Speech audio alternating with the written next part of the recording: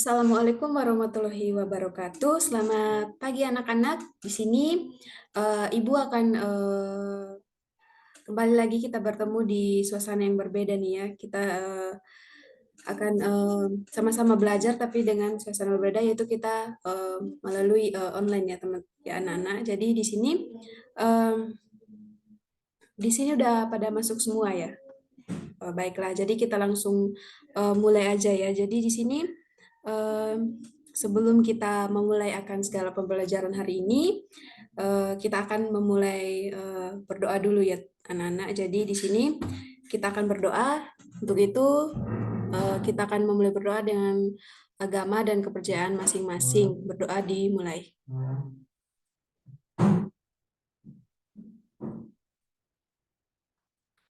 Berdoa selesai. Jadi di sini sebelum kita masuk dalam materi kita,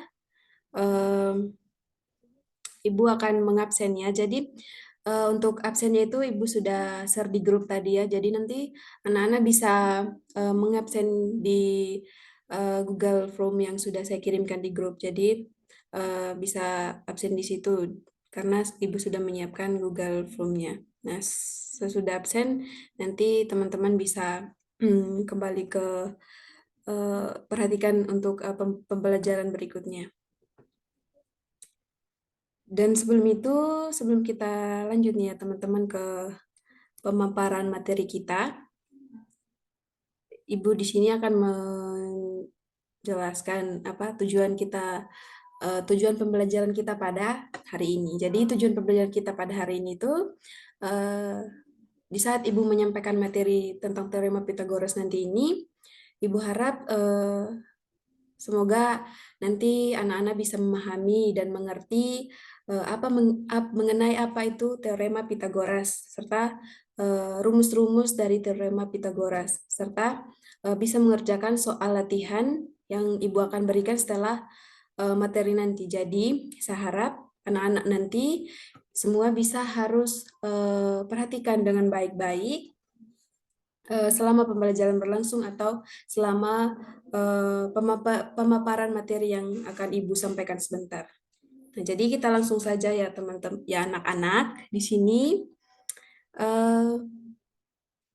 pembelajaran kita hari ini itu ya tentang teorema Pythagoras.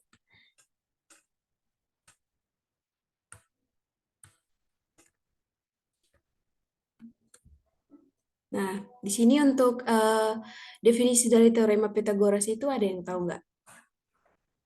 Ya, jadi teorema Pythagoras itu adalah teorema yang menjelaskan hubungan panjang sisi pada segitiga siku-siku. Oleh karena itu, teorema ini hanya berlaku pada segitiga siku-siku aja. Nah, sebuah aturan pada matematika yang bisa dipakai dalam menentukan panjang salah satu sisi dari suatu segitiga siku-siku. Nah, teorema Pythagoras juga ini yaitu bisa pada suatu segitiga siku-siku kuadrat dari sisi terpanjang yaitu sama dengan hasil jumlah dari kuadrat dari sisi-sisi penyikunya.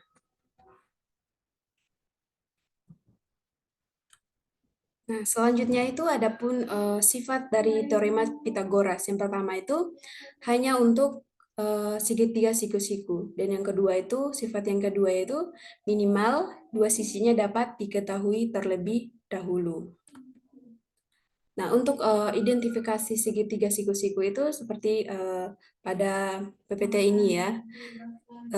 Pada gambar tersebut itu adalah gambar segitiga siku-siku. Nah, jadi dari gambar segitiga siku-siku ini yaitu ada sudut A, ada sudut B dan sudut C. Di mana dari sudut A ke C itu adalah sisi miringnya. Jadi sisi miring berhadapan langsung dengan sudut segitiga dan C sama B itu adalah sisi depan dan A sama B itu adalah sisi sampingnya. Jadi anak-anak bisa memperhatikan dari PPT ini atau gambar di PPT ini secara baik-baik dan perhatikan baik-baik kalau di situ segitiganya itu sisi miringnya itu berhadapan langsung dengan sudut segitiga tersebut.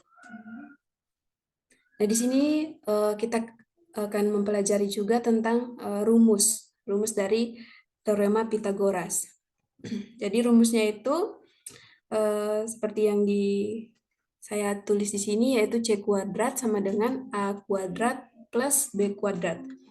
Jadi C sama dengan A kuadrat plus B kuadrat tadi itu diakarkan menjadi akar dari A kuadrat plus B kuadrat. Jadi A sama dengan C kuadrat kurang B kuadrat. Jadi rumus dari rumus Pitagoras yaitu B sama dengan akar dari C kuadrat min A kuadrat.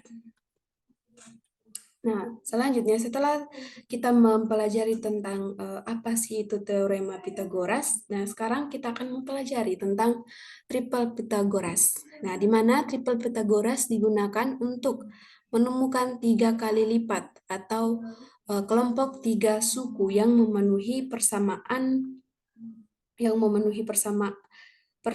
teorema Pitagoras. Nah, secara sederhananya, triple Pitagoras adalah satu kelompok bilangan atau terdiri dari 3 bilangan yang memenuhi hukum Pitagoras. Nah, untuk contohnya itu seperti contoh yang di samping, yaitu yang termasuk triple Pitagoras itu dari 3, ada 3, 4, 5, terus ada 5, 12, 13, 6, 8, 10, 7, 24, 25, 8, 15, sama 17. Dan untuk rumus dari triple Pitagoras yaitu C kuadrat sama dengan A kuadrat plus B kuadrat. Nah, selanjutnya kita akan sama-sama menyimak video pembelajaran tentang teorema Pitagoras, karena di sini Ibu sudah menyiapkan videonya, jadi nanti saya harap anak-anak semua bisa menyimak dari video tersebut. Nanti jika ada yang ingin ditanyakan bisa bertanya di akhir materi nanti. Jadi silakan menontonnya, nonton dengan baik-baik.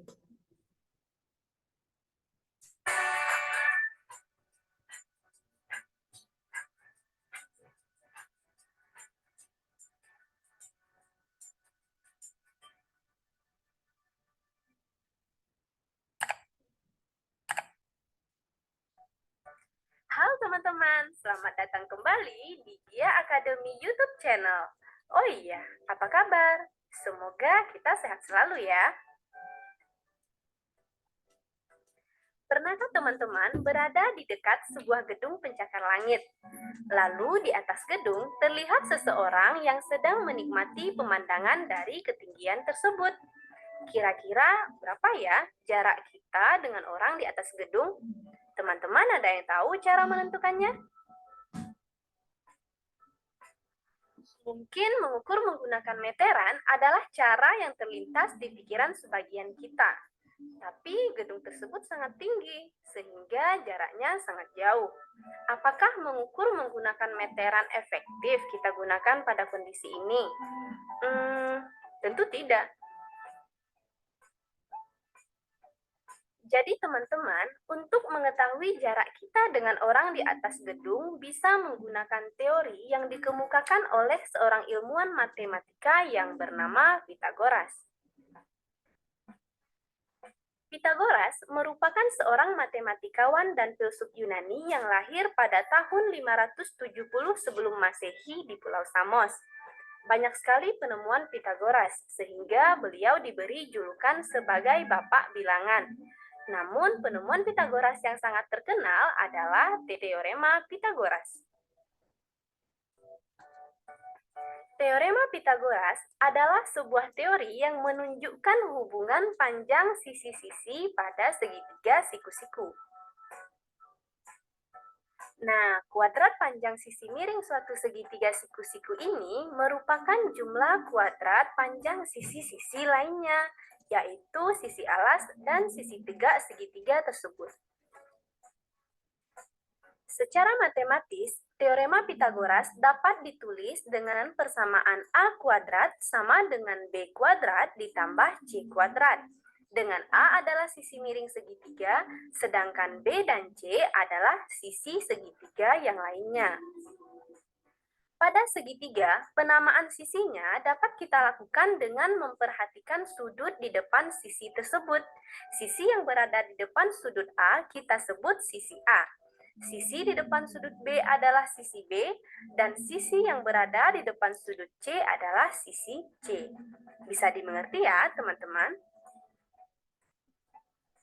Sekarang kita akan membahas contoh soal. Dari soal, kita bisa perhatikan bahwa sisi miring segitiga adalah 15 cm dan sisi alasnya 9 cm. Pada soal ini, berarti kita akan menentukan sisi tegak segitiga atau sisi AC. Untuk menyelesaikan soal ini, kita ingat lagi persamaan teorema Pitagoras. A kuadrat sama dengan B kuadrat ditambah C kuadrat. Untuk soal ini menjadi BC kuadrat sama dengan AB kuadrat ditambah AC kuadrat. Karena yang ditanya pada soal adalah sisi tegak yaitu AC, maka sesuai aturan pindah ruas pada operasi bilangan, AC kuadrat sama dengan BC kuadrat dikurang AB kuadrat. Lalu kita masukkan angkanya.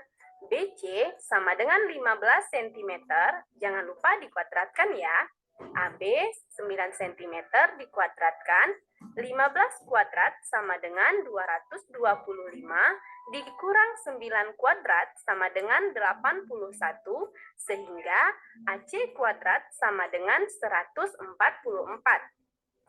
Jika AC kuadrat sama dengan 144, maka AC sama dengan akar AC kuadrat, yaitu akar 144. Akar 144 sama dengan 12. Jadi jawabannya C, 12 cm. Nah, teman-teman, selain menggunakan rumus Pitagoras, kita juga dapat menggunakan triple Pitagoras. Cara ini bisa menemukan panjang salah satu sisi segitiga dengan lebih cepat.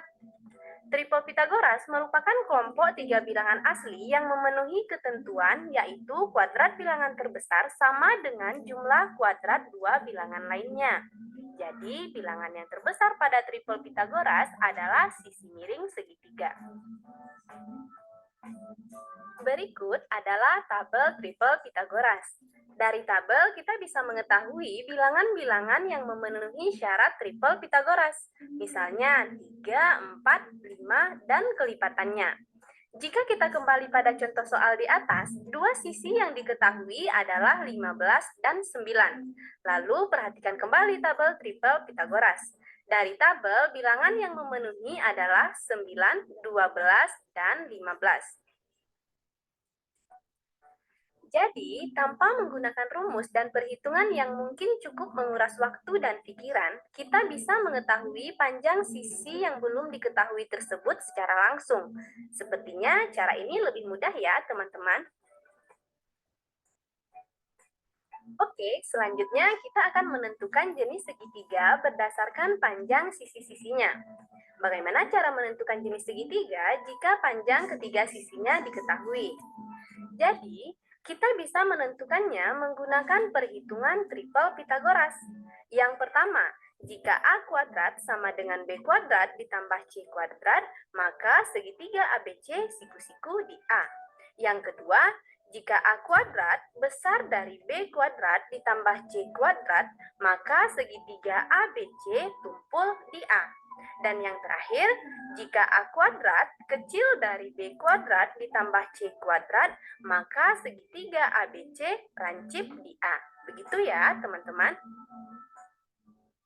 Sekarang, untuk lebih paham, kita bahas contoh soalnya yuk. Dari soal diketahui sisi segitiga adalah 12 cm, 16 cm, dan 19 cm. Agar kita dapat mengetahui jenisnya, kita buat perhitungan untuk menentukan hubungan sisi miring dengan dua sisi lainnya. Misalkan A panjang sisi miring, sedangkan B dan C panjang sisi yang lain. A sama dengan 19 cm, B sama dengan 12 cm, dan C sama dengan 16 cm. Maka 19 kuadrat sama dengan 12 kuadrat ditambah 16 kuadrat. 19 kuadrat sama dengan 361, 12 kuadrat sama dengan 144, 16 kuadrat sama dengan 256. 144 ditambah 256 sama dengan 400. Karena 19 kuadrat lebih kecil dari 12 kuadrat ditambah 16 kuadrat, maka segitiga ini lancip di A. Sekarang udah terjawab ya pertanyaan di awal tadi.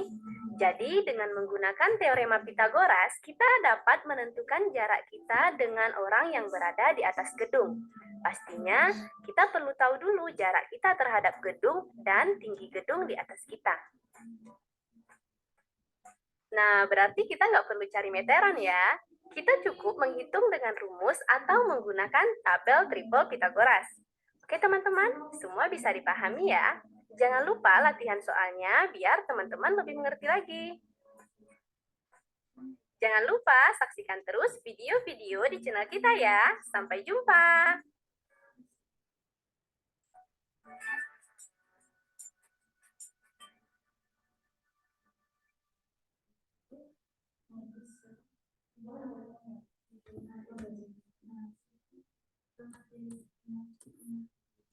Nah, jadi sekian ya video pembelajaran tentang teorema Pitagoras ini. Jadi dari anak-anak nih gimana?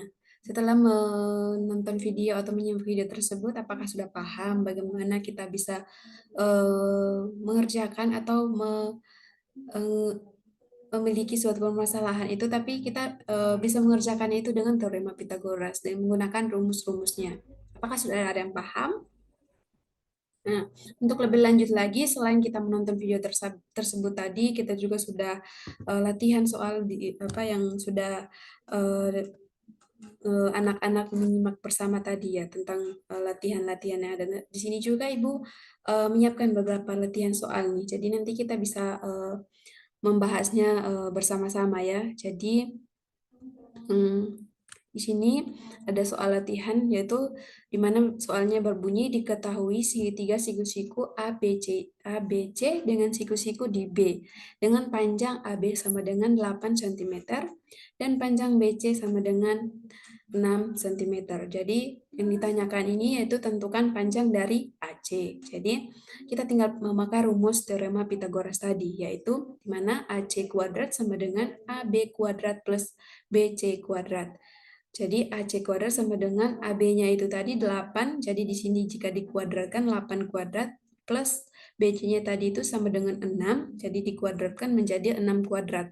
Jadi 8 kuadrat itu sama dengan 64 ditambah dengan 6 kuadrat, yaitu 36. Jadi 64 ditambah 36 yaitu sama dengan 100. Jadi AC sama dengan akar dari 100, jadi AC itu sama dengan 10. Jadi di sini kita bisa ketahui bersama-sama dari penyelesaian tersebut kita bisa lihat sama-sama panjang dari AC yaitu 10 cm. Nah, untuk soal latihan yang berikutnya yaitu menentukan jarak di dua titik dalam suatu koordinat. Nah, di sini ada sebuah gambar. Di sini pertanyaannya itu tentukan jarak antara dua titik dari pasangan titik 10,20 dan 15,25. Jadi di sini anak-anak bisa melihat sama-sama bahwa ini titik A-nya itu berada di 10 sama 20. Dan juga untuk titik B-nya itu untuk sumbu X-nya itu 15 dan sumbu Y-nya itu 25. Jadi kita bisa memakai rumus tadi itu ya. Jadi di sini untuk memudahkan penyelesaiannya kita bisa menyelesaikannya dengan memakai rumus teorema Pitagoras di mana AB sama dengan 15 dikurang 10 kuadrat plus 25 dikurang 20. Jadi 15 ini tidak dikurangi dengan titik yang bagian A tadi itu yang 10. Jadi titik A itu dikurangi dengan titik B. Terus jadi 15 dikurang 10 kuadrat plus 25 kurang 20. Jadi hasil dari 15 kurang 10 yaitu 5 kuadrat plus 25 kurang 20, 5 kuadrat juga. Jadi hasilnya itu 25 plus 25. di hasilnya akar 50. Jadi 25 ini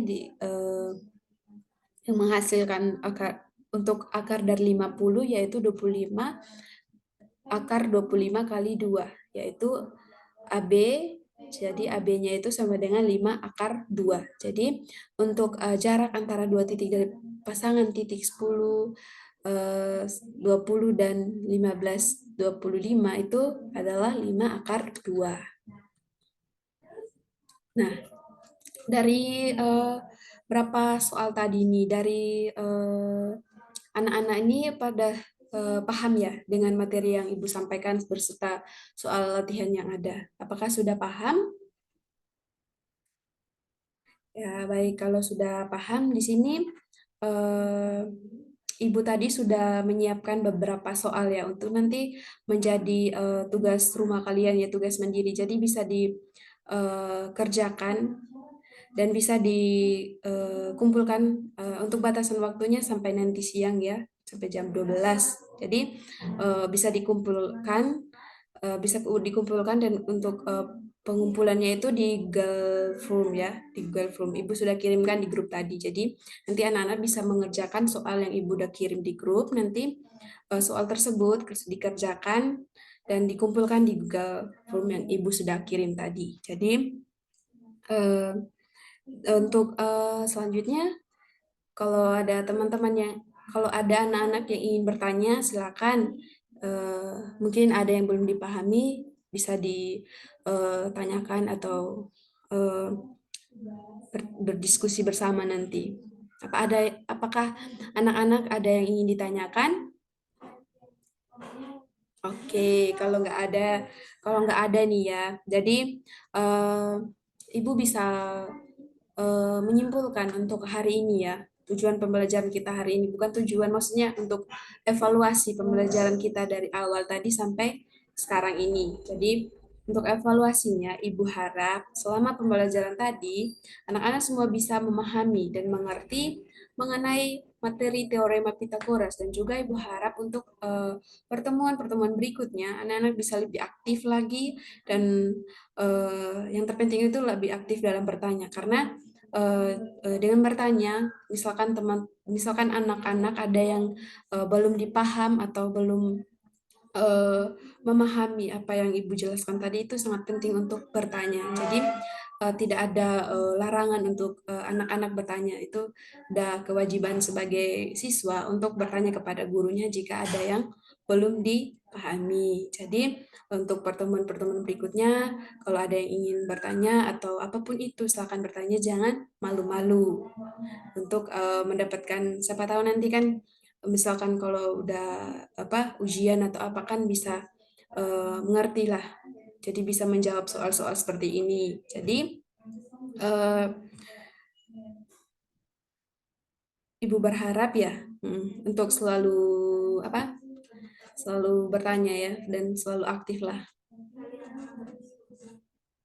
Jadi untuk selanjutnya yaitu untuk nanti jangan lupa ya untuk pengumpulan soalnya nanti saya batasi sampai jam 12 ya di Google Form. Nanti Ibu akan segera mengambil untuk merekap nilai anak-anak. Jadi teman-teman, jadi anak-anak harus segera mengirimnya sebelum jam 12. Soalnya batas pengumpulan jam 12. Jadi untuk mungkin hanya itu yang Ibu bisa sampaikan. Jadi mungkin semoga apa yang Ibu sampaikan hari ini bermanfaat bagi anak-anak semua, dan Ibu juga mengucapkan terima kasih buat anak-anak yang sudah mengikuti kegiatan pembelajaran hari ini. Kiranya bermanfaat dan dapat memotivasi bahkan memberikan pemahaman bagi anak-anak semuanya. Mungkin sekian. Dan sebelum itu, karena tadi kita sudah mengawalinya dengan doa, dan angka baiknya juga kita akan menutupnya dengan doa. Berdoa menurut agama dan keyakinan kita masing-masing. Berdoa dimulai.